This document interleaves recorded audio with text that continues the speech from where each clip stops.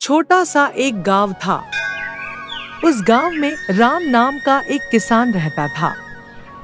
वो बहुत ही गरीब था, किंतु वो नियमित रूप से पूजा पाठ करता था। सुबह से शाम तक मेहनत करता, फिर भी परिवार का पेट नहीं भर पाता था। परिवार में उसकी पत्नी और 2 बच्चे थे। उनके बारे में वो सोचता, मैंने जीवन भर इतनी मेहनत की, फिर भी खर्चे के लिए कम पड़ ही जाता है। सर्दी का मौसम था। राम चूल्हे के पास बैठकर भगवान जगन्नाथ जी को प्रार्थना कर रहा था। हे भगवान, और कितने दिनों तक मुझे ये दुख झेलना पड़ेगा? मैं हमेशा ही सही रास्ते पर चला हूँ। मैंने आपकी पूजा सच्चे मन से की है, तब भी आपकी दया दृष्टि से वंचित क्यों हूँ? मेरी एक ही ख्वाहिश है, अगर आप कभी मुझ पर दया करो तो मुझे कुछ इशारा कर देना। राम ने आंखें खोली और चूल्हे की ओर देखा, जैसे कुछ मिल जाए। लेकिन उसने देखा कि बर्तन में चावल उबल रहे थे। उसने सोचा कि चावल पकने के बाद खाना खाकर खेत में काम करने चला जाएगा। वो मायूस हो चुका था।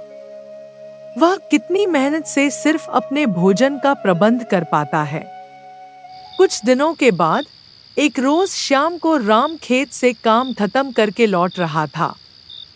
अचानक एक कांटेदार पेड़ में फंसकर उसकी धोती फट जाती है। वो रोने लगता है, क्योंकि उसके पास यह एक ही जोड़े कपड़े थे। वह गुस्से से कहता है, आज ही इस कांटेदार झाड़ी को उखाड़कर फेंक दूंगा। उसने घर जाकर सरिया और कुदाल लेकर उसी झाड़ी के पास आ पहुंचा। सरिये से कांटे की झाड़ी के चारों ओर की मिट्टी खोदने लगा।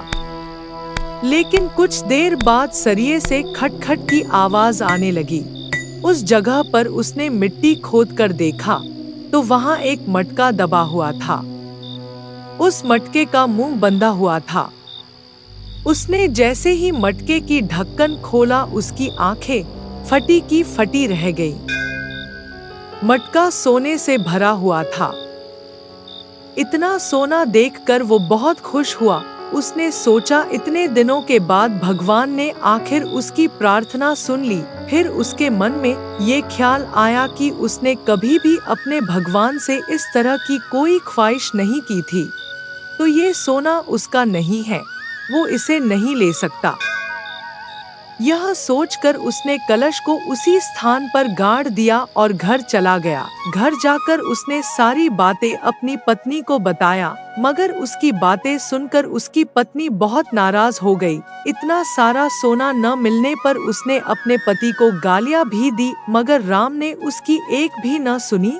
वो इतनी मेहनत करके लौटा था तो वो खाना खाकर सो गया।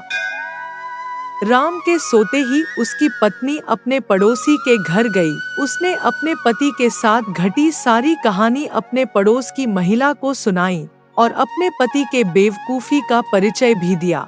इतने सारे सोने की बात सुनकर पड़ोस की महिला आश्चर्यचकित रह गई। उसने कहा, तुम चिंता मत करो, मैं तुम्हें सोने का आधा हिस्सा दे दूंगी।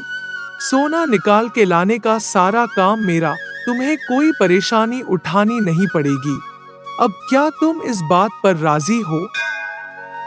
राम की बीवी सोचने लगी, इसमें हर्ज ही क्या है, उसे कुछ करने की जरूरत भी नहीं पड़ेगी और बदले में उसे आधा सोना भी मिल रहा है, वो भी बिना मेहनत किए। उसे ऐसा मौका शायद दोबारा न मिले।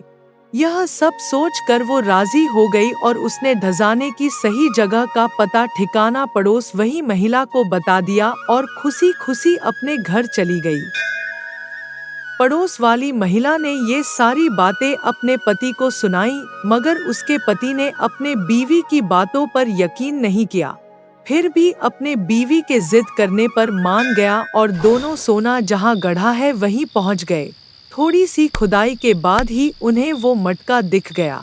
दोनों बहुत खुश हुए जैसे ही उन्होंने मटके का ढक्कन उठाया उन्होंने जो देखा उससे दोनों चौंक गए। सोने की जगह एक सांप कुंडली मार कर बैठा था। उन्होंने तुरंत उस मटके का ढक्कन लगा दिया। दोनों बहुत गुस्सा हो गए। यह सारा किया कराया राम का है। उसने बहुत चालाकी से हमें मारने की योजना बनाई होगी, क्योंकि उसने हमसे पैसे उधार लिए हैं जो अभी तक लौटाए नहीं। जब भी उससे पैसे मांगते, वो कहता जब होंगे तो लौटा दूंगा, और अब देखो वो हमें मारना चाहता है। सुनो, चलो इस मटके को लेकर राम के झोपड़े पर जो रसोई की चिमनी है उससे इस सांप को उसके घर के अंदर डाल देते हैं। पत्नी की बात मानते हुए उसके पति ने मटके को अपने सर पर उठा लिया और छुपते छुपाते राम के झोपड़े के ऊपर चढ़ गया। उसने मटके का ढक्कन खोलकर चिमनी के रास्ते सांप को घर के अंदर डालने की कोशिश की। जब सांप नहीं निकला तो उसने मटके को वहीं फोड़ दिया और सांप सीधा चूल्हे के अंदर जा गिरा। उसने मन ही मन सोचा अब राम को पता चलेगा कि दूसरों का बुरा चाहने का नतीजा क्या होता है। सुबह होते ही रोज की तरह राम की पत्नी चूल्हा लगाने के लिए लकड़ी लेकर पहुंची। जितनी जल्दी खाना बनेगा उसके पति उतनी जल्दी खेत में काम करने जा सकेंगे। उसने सारी लकड़ियां चूल्हे में डाल दी और जैसे ही माचिस की तीली जलाई, माचिस के आग की रोशनी में उसे चूल्हे के अंदर कुछ चमकता हुआ दिखाई दिया। उसने दोबारा माचिस जलाकर पक्का किया। फिर जल्दी जाकर सारी बात अपने पति को बताई। जब राम चूल्हे के पास जाकर देखता है, उसे चूल्हे के अंदर काफी सारा सोना मिलता है। इतना सारा सोना यहाँ कैसे आया? ये जरूर प्रभु जगन्नाथ जी की कृपा है। राम और उसकी पत्नी ने सर झुकाकर जगन्नाथ जी का शुक्रिया अदा किया। तुम सही में अपने भक्तों की सुनते हो, इसीलिए तुम्हें भक्तों का भगवान कहा जाता है। मेरे मन की ख्वाहिश तुमने पूरी कर दी। तुम्हारी इस कृपा को मैं सच्चे मन से स्वीकार करूंगा। पड़ोस की महिला राम के घर के बाहर खड़े होकर ये सारी बातें सुन रही थी। राम की बातें सुनकर वो चौंक गई और घर के अंदर घुस जाती है और देखती है कि चूल्हे में सांप नहीं सचमुच में सोना पड़ा हुआ है।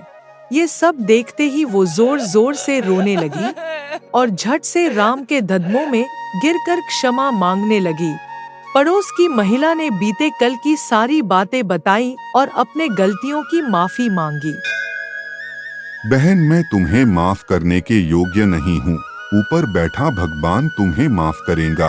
तुमने अपनी गलती मानी और उसका तुम्हें पछतावा भी है, तो भगवान तुम्हें जरूर माफ कर देंगे। प्रभु जगन्नाथ जी की कृपा से राम का परिवार सुखमय हो गया।